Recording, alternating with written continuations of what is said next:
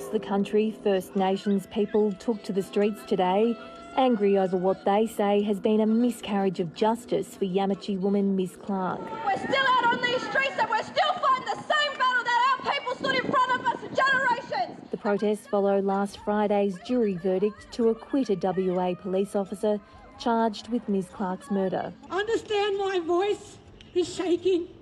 My legs are shaking.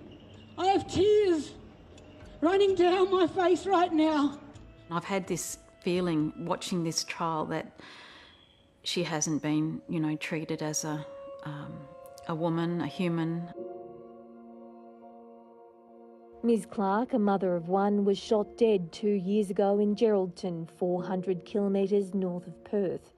Her family want her to be remembered as a loving mum, an auntie and daughter. A very love and kind person.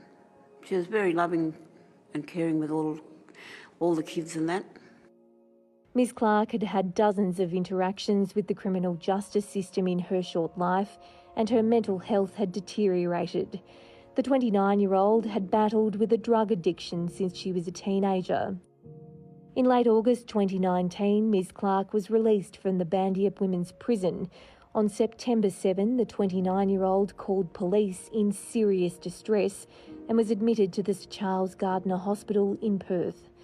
The jury was told there was no sign Ms Clarke was suffering psychosis, and she was discharged on Friday, September 13. That weekend, she left Perth for Geraldton to stay with relatives. 4 days later, she was experiencing another mental health episode on the streets of Geraldton.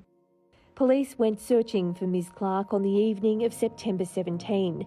Several officers arrived on a residential street in Geraldton after reports she'd left a relative's house with a bread knife and a pink pair of scissors. 4 police cars arrived on the scene. The court heard that in 16 seconds, one of the officers ran towards Ms Clarke and shot her in the abdomen.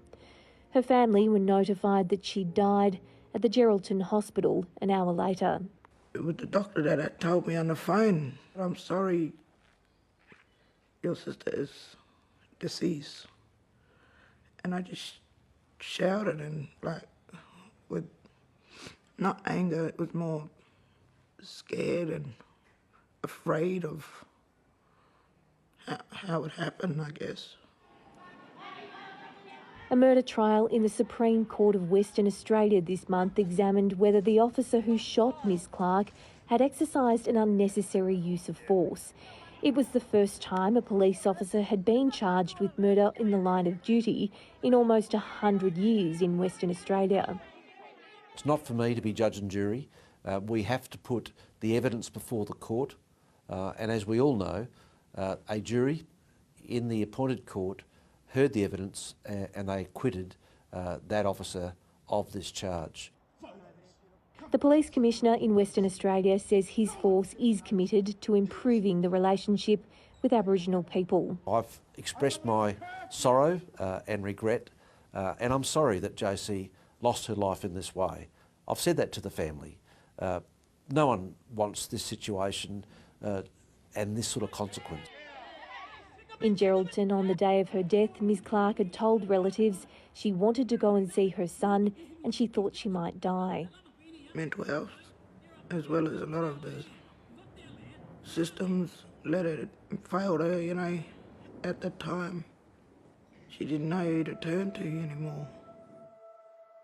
More than a year before her death, a judge had urged prison authorities to have Ms Clarke assessed for fetal alcohol spectrum disorder, saying it would be a disaster for her if she was released without supervision. To support Miss JC, you needed to go to her on a regular and scheduled basis and on a needs basis. It's not likely that an individual with lack of agency living below the poverty line, below the bread line, in crushing poverty, is going to come to you. Anne Jones took Ms Clarke into her care as a baby. Me and my partner fostered her at 5 months old. She was the second daughter that we never had. In the days before Ms Clarke was shot, Anne Jones says her daughter was also looking for permanent housing. She was asking to get herself accommodation. She was going up, went to one of the agencies there and they were long-winded about getting help for her to get a house. Noongar human rights lawyer Dr Hannah McGlade believes too many Aboriginal women leave correctional facilities and hospitals in WA without culturally appropriate support. JC was at risk to herself. If she had had stable housing and mental health appropriate care, she might be alive today. In a statement, the WA Department of Justice told 7:30 that it opened its first dedicated prison mental health unit at Bandiap Women's Prison in July this year. Bernadette Clarke wore the Aboriginal flag draped around her each day she attended court in memory of her younger sister. She's a loving, kind-hearted girl, always was smiling, but always rang me while she was doing her prison times. Always sent my babies cards, Christmas cards. Ms Clarke's relatives don't feel they've seen justice for their loved one. We want big changes. We want things to change after this. We don't want to be afraid of the police. Ms Clarke left behind her 9-year-old son, who will now grow up without his mum.